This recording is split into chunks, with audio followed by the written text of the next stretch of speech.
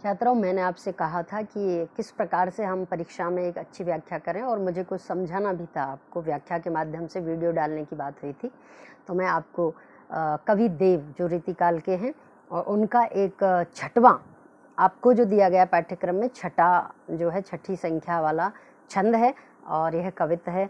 इसकी कुछ पंक्तियों का मैं भावार्थ आपको करके बता रही हूँ और आप इसे अपनी जो है पुस्तिका में लिख भी सकते हैं और रोक रोक के पॉज कर करके वीडियो को और समझ भी सकते हैं। ठीक है, अब देखिए वसंत ऋतु पर यह उनका चित्रण है, आलम्बन चित्रण है प्रकृति का, जो बहुत ही सौंदर्य युक्त है और बहुत ही अच्छा माना जाता है। आलम्बन चित्रण जब होता है जब कवि प्रकृति पर रीझा हुआ होता है और वो उसी के सौंदर्य पर केवल उसी के लिए चित्रण करता है। देखिए कि डार द्रुम पल ना बिछोना नव पल्लव के, सुमन झंगोला सोहे तन छवि भारी दे, कि पवन झुलावे के की कीर बतरावे देव, कोकिल हलावे हुलसावे कर तारी दे, कि पूरित पराग सो उतार करे रायलोन, कुंद कली नाये का लतान सिर सारी दे, कि मदन महीप जू को बालक बसंत ताही, प्रात ही जगावत गुलाब चटकारी दे।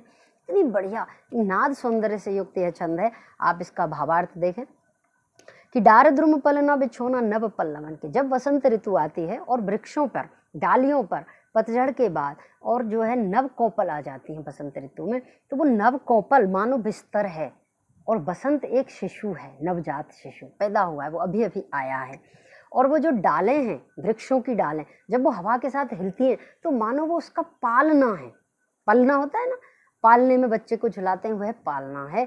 उसमें ये बसंत ऋतु रूपी नवजात शिशु जो है झूलता है और उसको हवा जो है और तेजी से झुलाती है। अब उसने वस्त्र कैसे पहने हैं, पुष्प जो हैं बसंत ऋतु में खिलते हैं, वे पुष्प उसका सुमन यानी पुष्पों से निर्मित झंगोला रूपक अलंकार है। पुष्प रूपी झंगोला अर्थात पुष्पों जैसे प्रिंट के कपड़े का बच्चों को अक्सर है ना रंग बिरंगे कपड़ों के वस्त्र पहनाए जाते हैं, आपको यह बात पता होगी।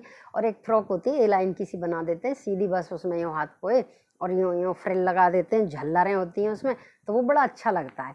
तो तन छवि भारी दे, ऐसी जो फ्रॉक है या उसका वस्त्र है वो उसके शरीर पर बड़ा शोभायमान हो रहा है। किसके पर? वसंत ऋतु रूपी शिशु की। पवन झुलावे, हवा वृक्षों की डालियां को हिला रही है तो मानो उसका पालना वो झुला रही है उसे। के की कीर बतरावे दे, और पक्षी जो हैं तोता है मैना है वो आपस में मानो उस शिशु से बतिया रहे हैं डालों पर बैठ करके बसंत ऋतु से, ची ची ची ची, और खगों का कलरव आ रहा है, उनकी ध्वनियां आ रही हैं। कोकिल हलावे, आपने देखा होगा ना कि जब बच्चे पालने में होते हैं तो कोई भी घर में निकलता घुसता बात करता है उससे, अले ले ले अले तू का कल्ला है, अले मेरा बच्चा बच्चा छोटा, करते हो ना, आप भी करते होंगे निश्चित रूप से। बिल्कुल ऐसा ही दृश्य खींचा है कवि ने बसंत ऋतु का। अब देखिए ये सभी पक्षी मानो उससे बतिया रहे हैं, बड़े मोहित हैं। बालक पर सभी कोई भी निश्चल रूप से एकदम सहज रूप से पवित्र भावनाओं के साथ आकर्षित हो जाता है व्यक्ति। पूरे तो पराग सो उतार करे राइलोन, और ये जो पराग कण उड़ रहे हैं पुष्पों में से मानो राइलोन नजर उतारने के लिए उस बसंत ऋतु रूपी शिशु नवजात शिशु की नजर उतारने के लिए राइलोन किए जा रहे हैं प्रकृति के माध्यम से। प्रकृति कर रही है ये सब। और आपने देखा होगा ना किस तरह नजर उतारते हैं, टीका भी लगा देते हैं काला छुपा के यहाँ यहाँ बच्चों के कि नजर ना लगे। कुंदकली नाये का लतान सिर सारी दे और कुंदकली की जो कलियां हैं वृक्ष है उस पर बेल चढ़ी हुई है, मानो उस कुंदकली रूपी स्त्री एक नायिका है और जो वहीं उस शिशु से संबंधित है, उसको पाल रही है, एक स्त्री है जैसे माँ होती है। और लतान सिर साड़ी दे, मानो बेल रूपी साड़ी, बेल होती है ना यूं यूं चढ़ती है, साड़ी भी ऐसे ही पहनती है ना महिलाएं लपेट करके, तो ऐसी साड़ी जो है बेलों रूपी साड़ी, ये सब में रूपक अलंकार की छटा भी है अनुप्रास के साथ साथ। और सारी दे, सिर सारी दे मतलब सिर पर डाले हुए पहनी हुई है। यह बालक है किसका? इसका पिता कौन है भाई? इसका पिता है मदन महीप।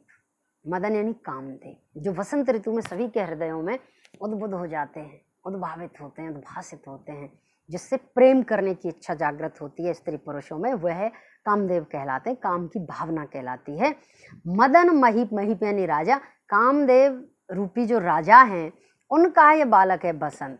प्रातः ही जगा, इस बच्चे को इसीलिए चूंकि राजा का बालक है, कोई साधारण बालक नहीं है, तो इसके लिए सुबह जो गुलाब, आप कभी सुबह जल्दी जगे हो ना, 4-5 बजे के करीब जब सूर्य उगने वाला होता है और उसकी धुंधली सी रोशनी आ चुकी होती है पृथ्वी पर, तो कलियां जो होती है ना गुलाब की, चट चट चट चट की आवाज करके, ध्वनि करके, बड़ी सुंदर ध्वनि होती है, चट चट आवाज, देखो कि किधर से आ रही है, वो कलियां खिलती हैं, फूल बनती हैं। तो प्रातः सुबह सुबह गुलाब अपनी चटकारी चट की आवाज से और उस बालक को जगाने का प्रयास करते हैं, मधुर ध्वनि से, जैसे माँ बच्चों को जगाती है। तो यह जो बात है, कितना अच्छा सुंदर एक शिशु का चित्रण इसमें किया है। अब इसमें विशेष क्या है, ये तो भावार्थ हो गया। तो भावार्थ में भी आप 2-3 बिंदु तो बना ही देंगे कि बसंत ऋतु का जो है मानवीकरण कर दिया गया है ना, और बहुत ही सुंदर चित्रण किया गया है।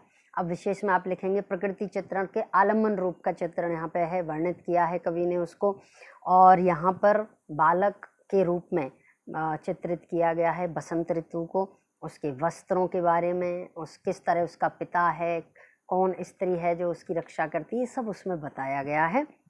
और यह बात आपको लिखने के साथ ही बताना है कि इसकी भाषा क्या है। इस पद्यांश की भाषा है ब्रज भाषा। इसका छंद क्या है, कवित्त घनाक्षरी, जिसमें 31-32 वर्ण होते हैं। और भाषा हो गई, छंद हो गई, अलंकार मानवीकरण है, रूपक है, अनुप्रास है, छटा बिखरी हुई है। और इसमें क्या है, नाद सौंदर्य है, इसे गाया जा सकता है, इसमें गेयता का भी गुण है, तुकबंदी भी है। यह सब चीज़ें लिखते हुए और आपको जो है व्याख्या इसकी इस प्रकार से करनी है, लिखनी है। चलिए, एक बार के लिए इतना ही। ज़्यादा बड़ा वीडियो हो जाता है तो वो डाउनलोड भी नहीं होता है ना, समस्या हो जाती है। अब मैं अगले छंद में पद्माकर का फिर या भूषण का मैं आपको निश्चित रूप से बताऊँ।